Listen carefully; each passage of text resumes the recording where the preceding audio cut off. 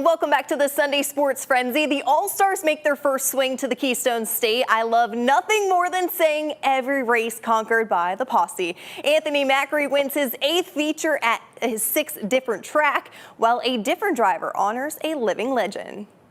It's been 5 decades since the K33 piloted by Keith Kauffman hit the track.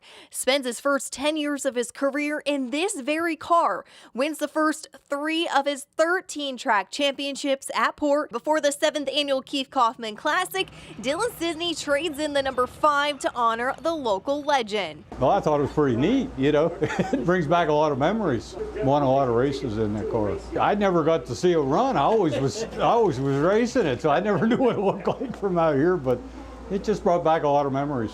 A lot of memories, yeah. Port Royal native grew up with Kauffman as one of his racing idols. The team started to think about a way to honor him, and when Cisney's owner brought the idea to the table, they ran with it.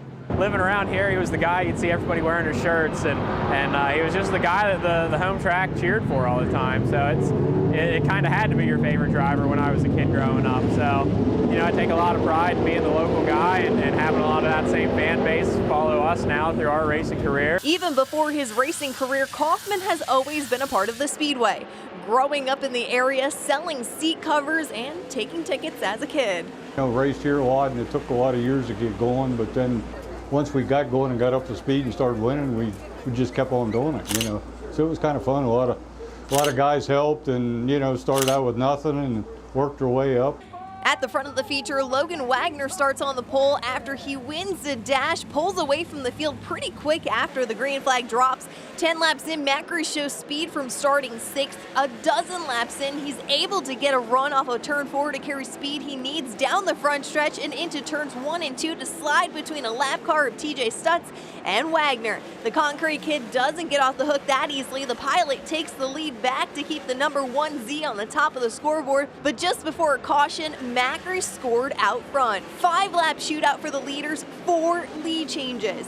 This is the final one as Macri rides the wall on the final lap. Macri sticks to the bottom to block Wagner. You had to know a slider was coming, so you know, I took the chance and I went to the bottom. So you know, he could have blown right around me and it would have been, you know, it. So it was just a chance I was kind of willing to take to win 10,000, and it paid off. Briggs Danner takes a checkered in the USAC East Coast A main. On Wednesday, Macri wins the feature at Bridgeport after the new track record holder Brent Marks breaks a gear with 1 lap to go. Macri then makes history, becoming the first 410 wing sprint car feature winner at the Bloomsburg Fair Raceway. Friday, Marks redeems himself, leads every lap, and picks up the Tommy Hindershitz Classic at Williams Grove. And Saturday at Lincoln, Matt Campbell was the car to beat. His ride with the rocket power advances 7 spots to capture his first win on the season in his new ride.